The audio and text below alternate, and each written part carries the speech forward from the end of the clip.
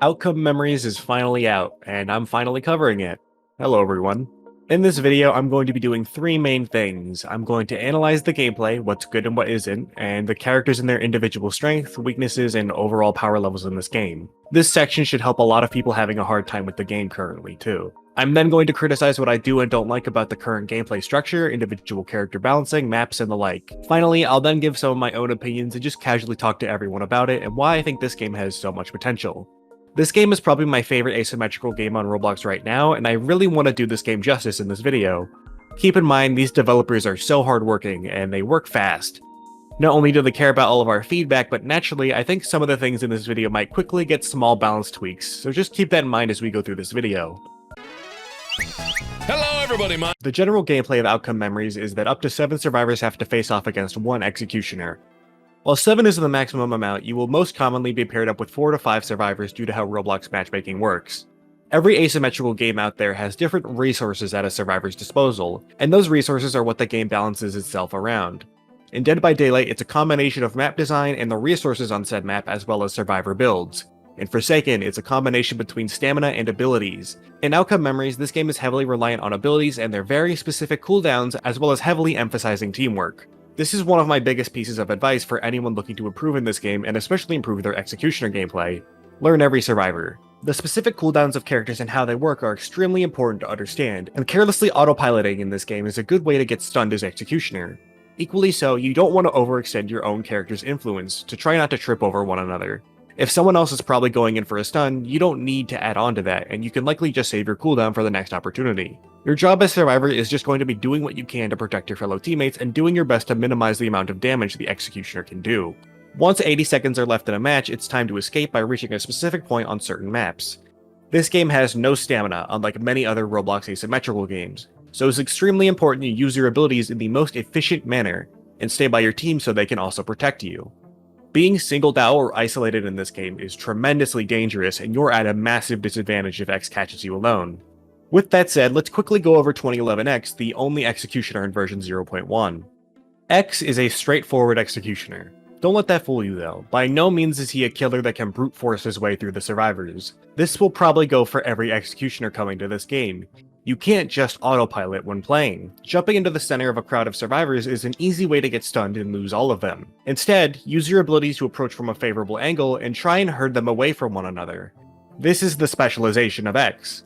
He has a lot of incredibly strong moves for singling out targets and killing them, as well as ambushing survivors and getting the upper hand quickly. However, if he carelessly uses his abilities or plays too aggressively, he can easily get checked by a survivor. He does 42 damage per hit, which has a very large hitbox. The game needs it, trust me, it's fine. He runs faster than every other survivor, and because of that, the only way you can outlast him for long is through abilities. This is where X's own abilities come in. Invisibility is his first one, and it's absolutely one of his stronger abilities. On a mere 10-second cooldown, X can turn invisible and quickly traverse the map while being immune to stuns. If he reappears too close to a survivor, he suffers end lag. However, decloak far away enough from a survivor, which is still pretty close, and you can easily ambush a survivor and get a clean hit or two. Learning how to do this is essential in becoming a strong X player, to the point I think the ability is a little overtuned in its current state once you get good at it. Basically, never decloak on someone unless you want to be stunned. This ability is also really good mid-chase, as you can use it to mix up your target and approach them from weird angles to keep them guessing. Charge is X's second ability, and arguably his most important to understand. It causes X to flash red twice, then fly forward and be able to change directions to wherever he wants. If he collides with a survivor, he grabs them and puts them into a quicktime event to escape while slowly draining their HP. This ability is strong, but not for the reasons you might think. First, this ability downs survivors instantly if they're at 20 HP or lower. What this means is, the lower someone's HP, the better the grab just is, and you can finish off those pesky survivors you can't seem to hit. If you find an isolated survivor at 40 or 50 HP, they're probably able to be finished off with just the grab alone before someone can come over and save them. However, there is a second and arguably stronger use for this ability: forcing out survivor abilities. Survivors are terrified of this move, and for good reason. You can do a lot of damage to a full HP survivor if they're alone. They're going to use a cooldown to counter your charge, whether they want to or not. This is most relevant against Eggman and Knuckles, both of which have a counter ability. Charge can be countered, but you have to actually collide with their counter first. Against good survivors, it becomes extremely important to use charge to force survivors into using cooldowns out of fear, especially in solo situations. You need to exhaust a survivor before you can kill them, and a survivor with no abilities is easy pickings. God's Trickery is X's last ability. Basically, he teleports to a survivor and sends a few clones to some others. If he flashes orange, you have to keep moving. If he flashes blue or distorts, you have to stand still. If he stays black, then you have to jump. This ability isn't available at the start of a round, and the main time you want to use it is to find a new survivor to chase and keep the pressure up. This move is also extremely important for catching survivors in a solo situation, and using it at the best moments is vital. This move also now has some stun immunity to it, meaning you can really just let it rip whenever you want. With all of these in mind and using X's abilities efficiently, he's a very strong executioner. However, he has a unique mode he can access called Rage Mode. In your toughest matches as Executioner, Rage Mode is going to be the biggest deciding factor on whether or not you lobby wipe. Every stun you receive gives you Rage, with harsher stuns giving even more of it. Once it fills up completely, it frees you from any stun you're in, and now you gain access to Rage Mode whenever you want. For 1 minute and 36 seconds, you increase your damage by 8, causing you to do 50 damage per hit. This lets you two-shot every survivor in the game other than Metal Sonic, and also lets you insta-kill people at 60 HP. Survivors who get revived are at 60 HP. If this wasn't enough, you get a notable speed increase and get significantly less affected by stuns. You also pause the timer for the full duration of the mode as well. I mentioned earlier that X is not an executioner that can brute force his way through situations. Rage Mode is the exception. Rage Mode has no clear best usage time, but it's better to use it earlier in a match I find, so that way you have more time on your base form to clean up what's left after Rage Mode. Some people save it for the escape sequence for the map hazards, and that can work, but it is much riskier to do. Unfortunately, one of the best ways to use Rage Mode is to tunnel specific key survivors that are giving you a hard time and getting them out of the match. There's very little any survivor can do to hinder you while in Rage Mode other than Sonic and Metal Sonic. Your abilities do also change while you're in Rage Mode. Invisibility slows you down but reveals the location of all survivors. God's Trickery is locked for the duration of Rage Mode, and Charge works as normal. In Rage Mode, only use Charge to finish off downed survivors or force cooldowns. Never use it for damage because M1ing is far more efficient for your time. X really fits the bill of a childish god. Toy with your opponents, hit them with cheeky tricks and whittle them down. If they don't let you have the fun you want, throw your temper tantrum and take out the biggest pains to your fun, and then have fun with the rest once you calm down. Time to talk about survivors. Sonic, in my opinion, is probably the most balanced survivor in the game right now, and probably one of the most influential survivors on the overall scope of a match when played properly. However, he's not overpowered by any means. Sonic has 3 passives. First, he's got a dodge meter, which serves as a damage buffer to his actual HP. As long as you even have 1 dodge, you can't take damage as Sonic. Second is Unstoppable, allowing you to just hit the Executioner while they're stunned to make stuns longer. This is mostly for restoring dodge consistently. Finally is Guilt. If Sonic is the last survivor alive, he takes increased damage. Drop Dash is his first ability, which is on a 22-second cooldown and is the only stun he has. You're meant to boop the Executioner 3 times, with each boop restoring 10 dodge. This is also tremendous for mobility, self-defense, and saving teammates. You can even use it from a distance to close the gap fast and save a teammate, or use it to escape an enraged X and grab 10 dodge on the way out. Peel Out is Sonic's strongest ability in my opinion. He runs in place, then runs extremely fast for a short period of time. During this time, he can pick up a survivor other than Eggman and Metal Sonic and carry them with him. This ability is an extremely strong tool for saving survivors being targeted by X, especially during Rage Mode. You want to stay active as Sonic in Rage Mode, and dodge helps you deal with the damage Rage Mode can do. And even then, you have 2 mobility options to keep away from X. However, your main goal as Sonic is just going to be saving as many people as possible, with Peel Out and Drop Dash. When playing as X, the best way to deal with Sonic is to start pressuring him hard once he starts giving you trouble.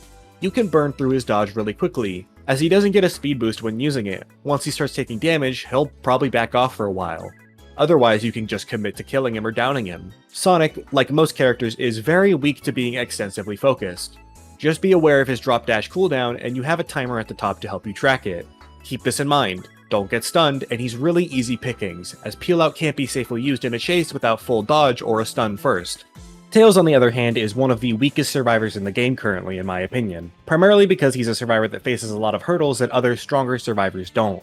Your goal as Tails is to be a stunning support sniper, finding solid vantage points over survivors being chased and supporting them with your laser. You can use your glide to reach these places, obviously. The only problem is Tails is extremely map sensitive because of this. X's castle is outright terrible for him, and Green Hill is decent, and You Can't Run has some okay spots and that's it. Not Perfect is really the only truly good map for Tails. Even more so, Tails doesn't start a round with his laser cannon ready. It has to charge first, making it the only stun that has this limitation. Combine this with the fact it takes roughly 5 seconds to charge up when actually aimed, meaning sometimes a chase you can actually help with might just move out of your sightline. You can cancel the charge, but then it goes on cooldown for 15 seconds. Tails can't really defend himself when targeted either, and needs to really rely on his team to support him. Glide is a free chase escape, but only if X doesn't have charge. If he does, you get charged and lose a ton of HP. He also can't glide into the escape ring consistently.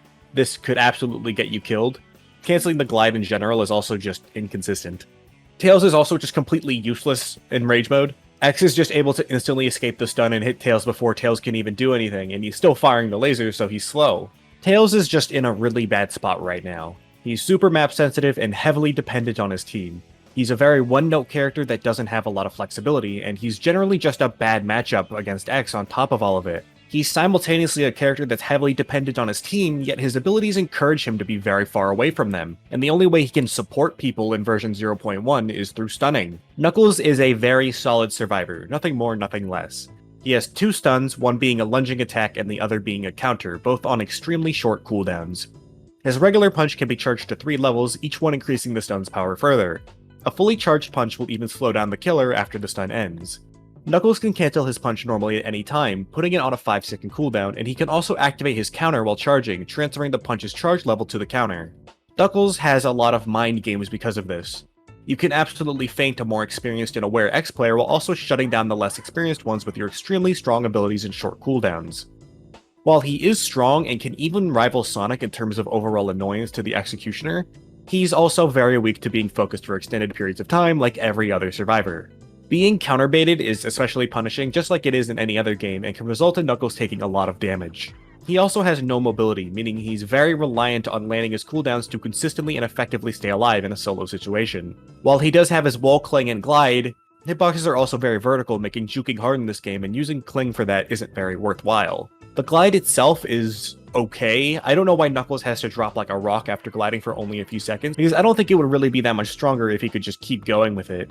As it stands, there's not much he can actually do once he's in a solo situation, in my opinion. Knuckles, again, is just a solid survivor. He's clearly strong, but also clearly weak in some other areas. If X plays tricky and plans around his cooldowns, Knuckles can struggle a lot when he's alone. With a team though, Knuckle might be one of the hearts of it, and could turn the game into a stunning nightmare for X. Dealing with solo Knuckles is kind of easy. Just expect him to use his punch on cooldown, and most will try and counter-charge should you go for it. Knuckles has really bad mobility, so you don't have to worry about him going anywhere without using a cooldown first. Killing this guy just shouldn't be too hard unless his team is there to back him up. Amy is easily one of the best survivors in the game. I mentioned before that Tails only has his ranged stun as an actual power influential part of his kit. Amy has 2 stuns and one of them is ranged. Her regular melee stun is the easiest stun in the game to land, you just have to press it and then touch the Executioner. She even has a ground bounce variant that also stuns while also serving as mobility if she wanted to use it for that, giving you similar height to Eggman's double jump it feels like. The ranged stun can also be pretty easy to land and has enough range that, realistically, it's all you'll ever really need. Even without that, Amy is already one of the stronger survivors, but now you have tarot cards. I'm gonna be honest, there's only 6 of these, but 3 of them suck. Let's start with the weaker cards first.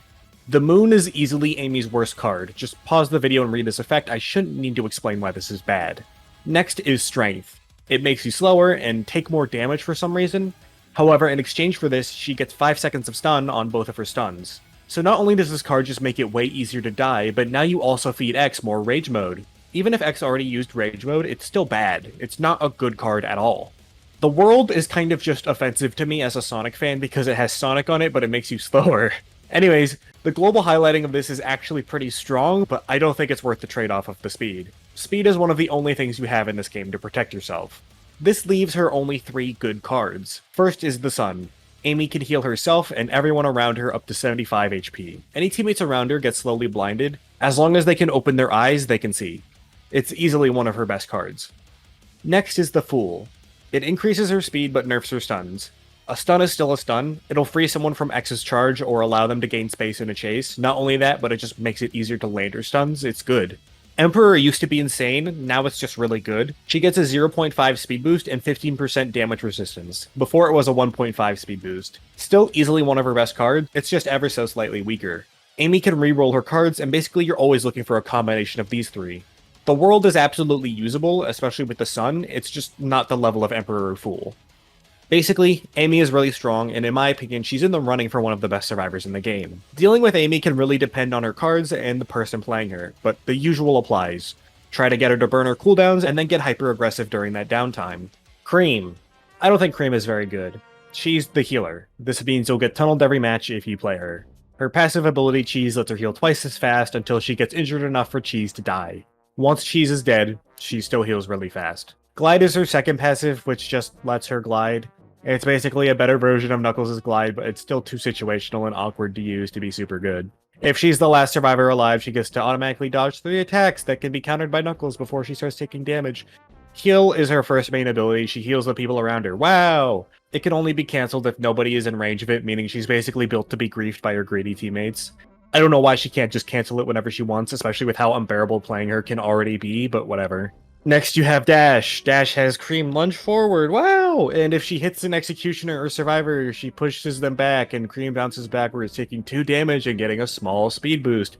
I don't like this character. This is also just another ability that could end up griefing somebody pretty bad by pushing them into the killer or something. It also doesn't lunge to wherever you're aiming your camera, it lunges towards where Cream is going. This also just means trying to land at mid-chase isn't practical, because you'll try and turn around fast enough, but Cream takes way too long to do that, so you'll just bounce forward anyways. The only way you can consider Cream good is because of the fact she's the healer, and she's the only one who could do that in this game. In your average public lobby, you don't need healing every single match. Besides, the person playing Cream will oftentimes die before she can really do that much healing in the first place, because she has no real meaningful way to defend herself, and again, she gets tunneled out pretty hard. If X commits to any kill hard enough, he'll eventually get it. In her current state, I don't really think she's all that good. She only brings value for the heal, and Amy can already do that a little less efficiently and has 2 stuns though, with 1 being ranged. In her current state, if they introduce other sources of healing too, she's probably just going to get worse. She apparently has a moveset reworked. I don't know, I don't care. We'll see. There's really no strategy you need to employ when fighting Cream. Just hit her and she'll die. To talk about a survivor that's actually interesting, Eggman. Eggman, in my opinion, is the strongest survivor in the game for consistently surviving, and that's only because he's the only survivalist character in the game. His first passive is Double Jump, which allows him to jump 2 times. This is a 3-second cooldown, and this is probably easily Eggman's strongest ability, as well as one of the strongest abilities in the game, period. It makes juking X extremely easy compared to other characters, and allows Eggman to take routes other survivors can't to quickly escape the Executioner.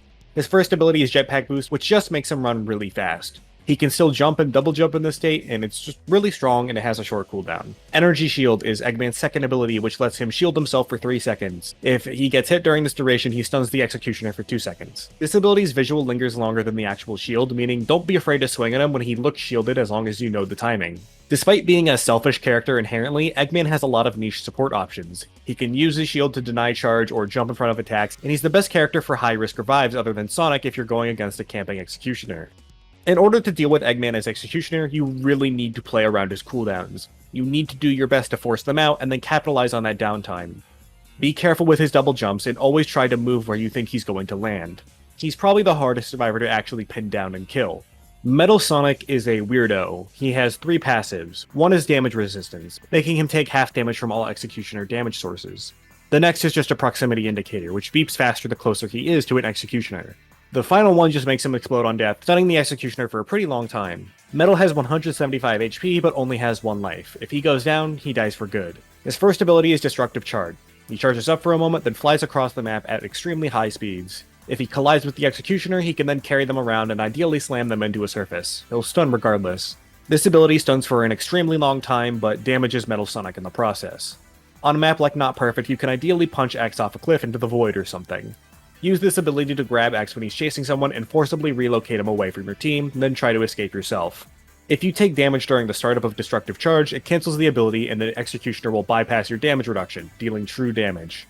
Your second ability is Self-Repair. You stand in place and slowly heal over time. You can't cancel this ability, it stops once you take damage, or heal up to 70 HP, with the damage received during this ability dealing true damage. However, if Tails or Eggman are close enough to you, you heal at a significantly faster rate, so always try to heal near those two if you can, with Eggman being the slightly more efficient booster to your healing. Metal is very weak to being extensively targeted by an Executioner, and if left to his own devices to heal after every charge, he can be one of the biggest problems to an Executioner player. Once you've had enough of him, tunneling this guy is pretty much mandatory because his tankiness and healing capabilities. It just takes forever to kill him. So just know that most Metal players aren't afraid to die, and will oftentimes try and go down swinging. Oh. So let's go for some gameplay criticisms. I'll start with X specifically. Rage mode, in my opinion, is just way too volatile. I do think it's too strong, but there's more to the discussion than that. First, I understand why Rage mode exists. This game is probably balanced around 7v1, and in lobbies where everyone knows what they're doing and how to play the game, he probably just needs it. The first problem is just that giving him a mode that pauses the timer and makes him completely unstoppable and unengaging to deal with is probably not the answer. Most survivors can't actually deal with rage mode in the first place, especially ones with no form of mobility. It turns the game of abilities and teamwork into a juking simulator. You hide from X until he finds you, in which all you can really do is juke him until he changes targets or kills you. It's not fun to have your abilities turned off as X and all you have to do is M1 people. And it isn't fun as survivors to have your entire character basically just be made useless. This shouldn't surprise anyone, but the average lobby of outcome memories isn't a 7v1 of competent players. It's a 4v1 or 5v1 with pretty mixed skill levels, and I hope they consider this with the future balance of the game. 4 survivors especially just introduces the fact that X could end up not actually ever building rage mode in the first place. This has happened to me before. I played around stuns so well, I never got to use my strongest power.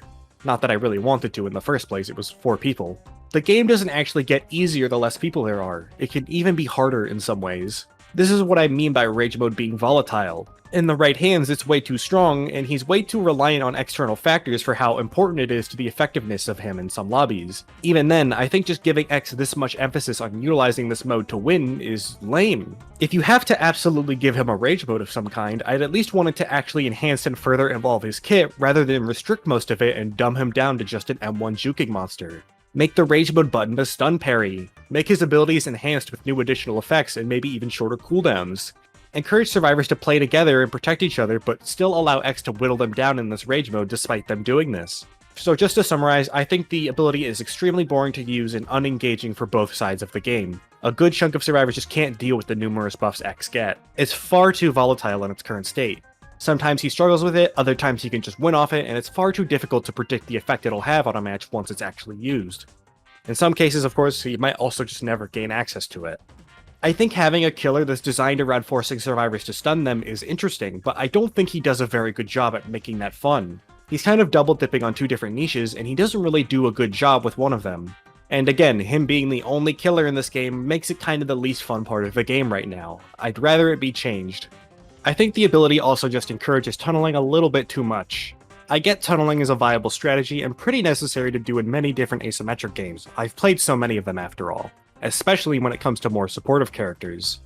My stance has always been, yeah, tunneling is okay, I guess, but I know everyone hates being tunneled. A lot of the people who say they don't care about how survivors feel when they get tunneled, get their feelings hurt the most whenever they get tunneled. I think the addition of allowing survivors to communicate in a way the executioner can't see, as well as maybe adding a survivor-exclusive bleed-out timer they could see, could also help. The smartest thing to do during rage mode is to leave people down for as long as possible, because as mentioned, once they get revived, X can just insta-kill them.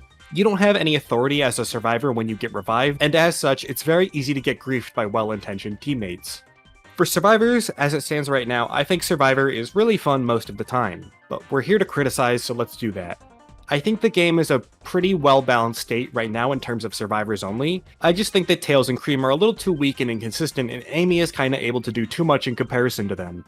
It's not so much that these survivors are particularly a problem, but I just don't know why Tails and Cream are so limited in what they can do, and Amy can be literally every single role a team needs.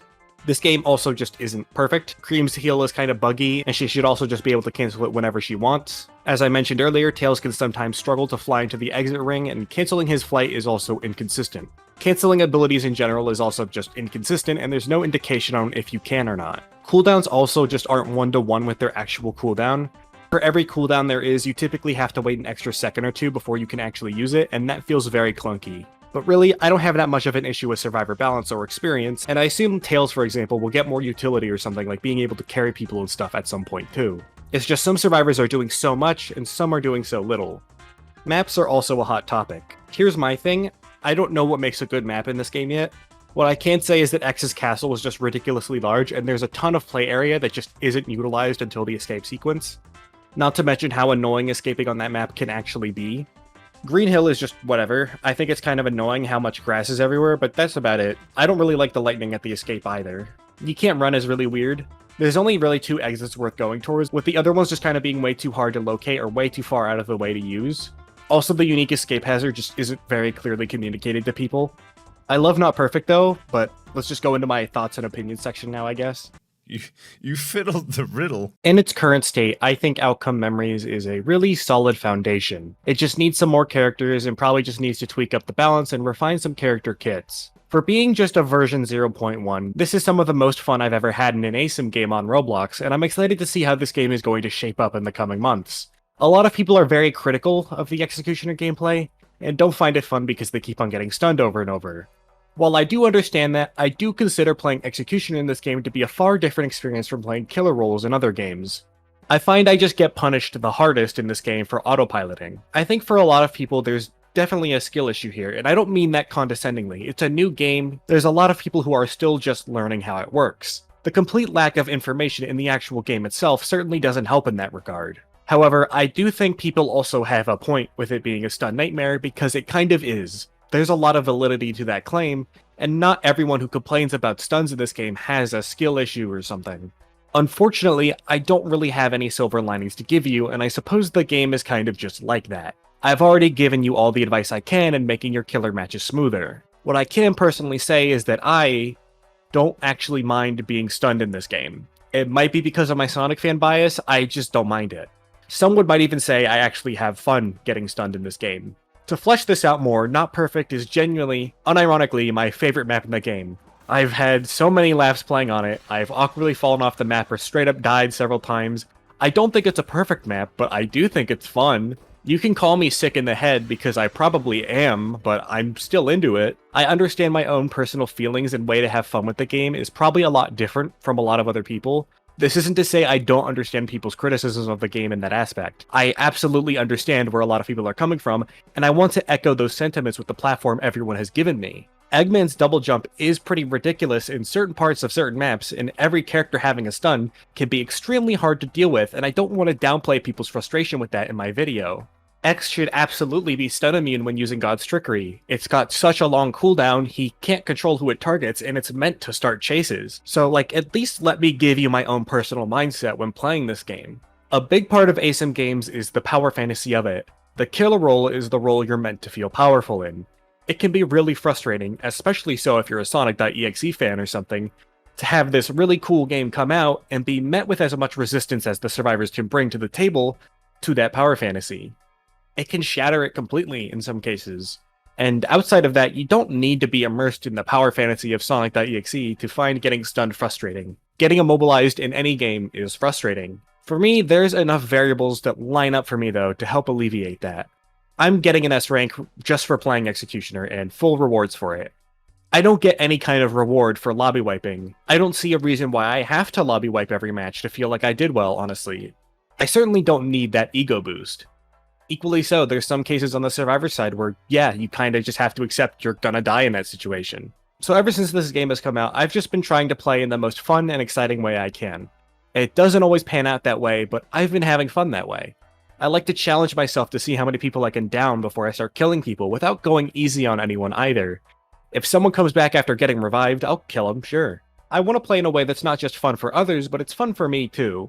This mindset could definitely change in the future, but again, I just don't feel the need to do super well as Executioner in this game. I don't know. I definitely think about what I could have done better at the end of a match regardless of how well I do, because that's just a positive mindset to have, and one I've formed from hours and hours of asymmetrical games. It's certainly a lot more productive than getting angry and blaming the character the other person is playing. I like when Sonic.exe is being goofy, teleporting around like a silly slasher, and the survivors just narrowly manage to escape him by the skin of their teeth. That's my Sonic.exe power fantasy, and the game lets me live that out. I totally understand why people would be frustrated by the Executioner gameplay in this game. Part of the reason why I made this video was to just help boost that fact around to people. Not that I really need to, because I think the developers are at least well aware at this point. But personally, just know I think it's pretty cool when Metal Sonic beats me down against the wall, then Sonic spin dashes into me and knocks me off the map. It's goofy, it's fun, I just have fun with it, I don't know. This isn't to say the game never frustrates me, because it absolutely... Hey there. Originally, there was going to be some more positive lines for me to read, and then the video would be over shortly after that last green section. Here's the thing, though. As I was recording footage for this video, each match started getting far more miserable. I think what happened was I got all my positivity out in this video, and then I was kind of just left with the harsh realism of the game as I was recording footage. Just to be clear, everything I said in the past section wasn't a joke. I do enjoy Executioner gameplay even if I'm getting stunned a bunch. I'm usually not, but I really don't mind getting stunned in this game. I also don't really mind losing in general. If nobody else wants to play Executioner, I will. I have fun with it. I did have sort of an epiphany though, so sorry if I retread on some ground in this section, I just don't feel like remaking a good portion of this video. Besides, in this section, I'm coming at it from a far more emotional angle. Earlier in the video, I'm trying to be more fair and objective, but I really just gotta get some stuff off my chest about this game.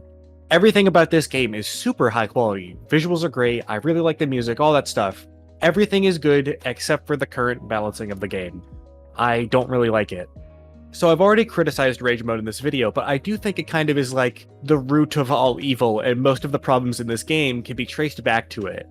I understand why it exists, I think.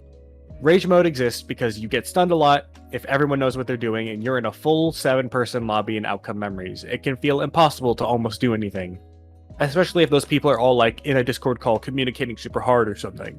That's why it's only able to be used after you get stunned enough, because if you're getting stunned, I guess you need the help. Rage mode is a band-aid fix. It sucks, it's volatile, it isn't fleshed out enough. I don't know what the thought process behind this was. Their countermeasure to making survivors as strong as they are, especially when they work together, is giving the killer a temporary mode he can use that dumbs the game down completely and sucks out all the fun for everyone involved. And then once the timer is up, it just kicks him back to the curb with no additional help anyways. So like, even if you're in one of these good lobbies where rage mode feels kind of necessary, if you don't get value out of that time, you're kinda just done for anyways. It doesn't help the design of rage mode just encourages you to tunnel so ridiculously hard, and to me that's extremely boring gameplay and actively sucks the fun out of it even more than it already does. I get tunneling can be necessary, I said that earlier in this video, and it probably totally is in these 7-person Discord stacked lobbies, but like, if you're tunneling mega hard intentionally in a lobby of 5 solo queue people who are probably newer players, all for the fact that someone is using cream, like get real, dude. On that note, I shouldn't have to tell you guys this, but the 7v1 mega competent player sessions are also just not the lobbies you regularly encounter when playing this game. Maybe it's the playtester sessions this game is balanced around, but that's just a fundamentally different experience from a public server. By a lot, actually. Playing in a public lobby is what matters to me in these games because most people are probably solo queuing or just playing with one other friend at most. At least in the most common of situations. Most lobbies in this game on average are like 4 to 5 survivors per round. In this case, rage mode is just volatile. In some lobbies, X literally can't do anything until he uses rage mode and then he kills a few people, and despite that, once rage mode ends, he's back to being able to do literally nothing even if there's only like 2 people left.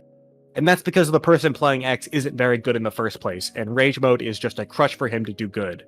In other lobbies, where almost everyone dies instantly to base X, and despite everyone almost already being dead, the X player still pops rage mode anyways because they just really need that win to get through the day. In this case, it doesn't even need to be a good Executioner player, it's just someone who can't stand even leaving a little single chance of losing. Like, public lobbies are just too mixed and too unpredictable in terms of skill level and all that other stuff to have something as explosively powerful at X's disposal. When I was first starting out, I did lose some matches against people even with rage mode. I just wasn't very good at the game yet and I didn't know how things work. But I took the time to get good at it, and I got good at this game very fast. Since then, all the footage I've shown you in this video of me playing as X, I'm consistently lobby wiping in pubs without needing to use rage mode at all in the first place, and I'm actively trying to play nice and not tunnel people and stuff. This isn't me trying to flex, it's me to contextualize the spot rage mode occupies in the meta and core experience of this game right now. This ability in its current state is just unhealthy for the game. The longer you neglect doing anything about it, the more discontent your player base is going to be. If future executioners all have some sort of gimmick, like rage mode, that just locks down a match and completely turns off any intrigue from the gameplay, I really won't want to play the game long term, and that hurts to say. Because one of the biggest crimes of rage mode right now is not only that it's just stupidly overpowered and volatile, but I don't think it's ever really been fun for me to play against or with. If you want X to be an executioner who is designed around being stunned, make it an actually interesting mechanic to both use as X and also engage with as Survivor. Right now when you're playing X, there's really nothing about him that makes me want to intentionally get stunned to build rage, but at the same time, that is the strongest part of his kit, rage mode. You're almost punished for playing around stuns and avoiding them and being good at the game. And like, look, I get it. Asymmetrical games are not an easy genre to balance things for. They are unbalanced by definition, asymmetrical. This doesn't mean you settle for something as sloppy and low effort as the current iteration of Rage Mode. There are so many flaws about this ability's current design and implementation in the actual scope of the game, not to mention it's just shallow. It has way too much of an influence on the game's experience and balance as a whole right now. There's so many better alternatives to it too, is what bothers me. I meant it earlier when I said I like a lot of the balancing decisions in this game, and it has a solid foundation right now. There's a lot of potential here. After all, this is version 0.1. The game is in alpha, and X is the only finished executioner right now. It's not like I blame the devs super hard or think they're stupid or something, because that's not what I think. They've already toyed with the idea of changing Rage Mode and making other larger balancing decisions to help the game. The question right now is just if they will at all, because I really hope they do. The devs have already nerfed stun chains, tried to make weaker survivors better, and bring stronger survivors down to be more fair, all that stuff. They've toyed with the idea of maybe adjusting Rage Mode beyond the initial nerf it received, but like, I think it would just be foolish not to if you want your game to be the best game it can be from a gameplay perspective. I wish I could understand what the thought process behind Rage Mode was and what testing was done to make sure it was fair or balanced or whatever, because I just wish I could understand the thought process, is what I'm just trying to say here. This isn't to say the developers have to justify themselves to me or anything like that. I just want this game to be successful, and I want to give the best criticisms I can. I personally already really enjoy this game. I just think my patience has an expiration date I can't see, and I don't know when I'm gonna get sick of this. I can already feel a little bit of the rot setting in, and I can clearly identify what's causing that pain. I want to play this game a lot more, I just don't want to get annoyed at playing it either. This isn't to say also I don't think the execution experience doesn't have flaws, I just don't mind them as much as being a survivor. I'm kind of talking in circles, so let's just end it here. If you like this video, make sure to like, subscribe, blah blah. I might make another Outcome Memories video soon, but if not, I'll make my next one on version 0.2 once it releases and some time has passed. I have a ton of other video ideas, so otherwise I'll get started on that. Take care of yourself.